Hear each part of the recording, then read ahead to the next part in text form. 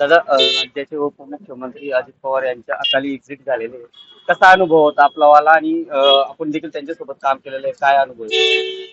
पहिलं तर मी दादांकडे पहिली वेळा जेव्हा माझी भेट झाली ते 2014 मध्ये. 2014 मी जेव्हा उमेदवारी मागण्यासाठी दादांकडे गेलो होतो आणि दादाने सांगितलं, मी बोललो दादा मी एक पंचायत समिती सदस्य आहे, मला आमदारकी पाहिजे. तर तेव्हा दादाने मला स्पष्ट बोलले का आपल्याकडे तुमच्याकडे जो एक बंडखोर उमेदवार आहे आणि त्याला मी देणार आहे, माफ करा तुम्ही सांगता पण विजू दादा का? हो म्हणे मी त्याला देणार आहे. आणि त्या दिवशी स्पष्ट सांगणारा असं अजित दादा, की पहिली वेळा भेट होती, त्याने कधी असं नाही सांगितलं बघू नंतर काय करू, पण त्याने सांगितलं का आता माफ करा, मी आता तुला देऊ शकत नाही, मी दुसऱ्याला तिकीट देणार आहे. तो पहिला अनुभव होता. आणि दुसरा अनुभव माझ्या जवळची बदलीच्या वेळेला गेलो आणि मी सांगितलं का साहेब असं असं आहे. अरे आमदार साहेब तुला माहिती आहे हे मी काम करत नाही.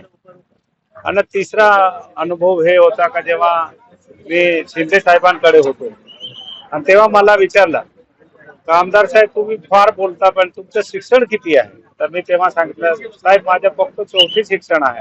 अरे म्हणे आपला यशवंतराव चव्हाण सुद्धा मुख्यमंत्री झाले महाराष्ट्राचे, ते सुद्धा 4थी होते, त्यांना सुद्धा महाराष्ट्र चालवला. तसं तू बोलणारा व्यक्ती आहे. असं माझ्या दादांचा संबंध आला. अनेक व्यक्तिमत्व किंवा त्यांच्या जे कार्यपद्धत होती, जे सांगितलं ते करणारा असं अजित दादा होता.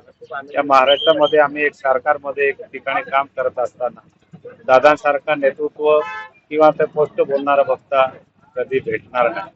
आणि म्हणूनच आज त्यांच्या पवार परिवार मधून सुमित्रा ताईचं नाव येतो आहे का तिना मुख्यमंत्री देऊ, ते चांगलं आहे. त्यांचा परिवार एक दुःखामध्ये आहे, ते दुःख काढण्याची शक्ती त्यांना ते या काळात आता पाहता तुम्हाला किती चांगलं वाटतं यासाठी? नाही. एक परिवार एक ठिकाणी राहायला पाहिजे, कधीही परिवार तुकडे व्हायला नाही पाहिजे या मताचं मी आहे.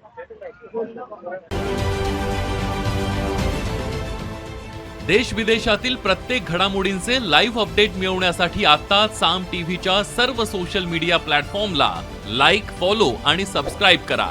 तसंच सर्व नोटिफिकेशनसाठी बेल आयकॉन प्रेस करायला विसरू नका.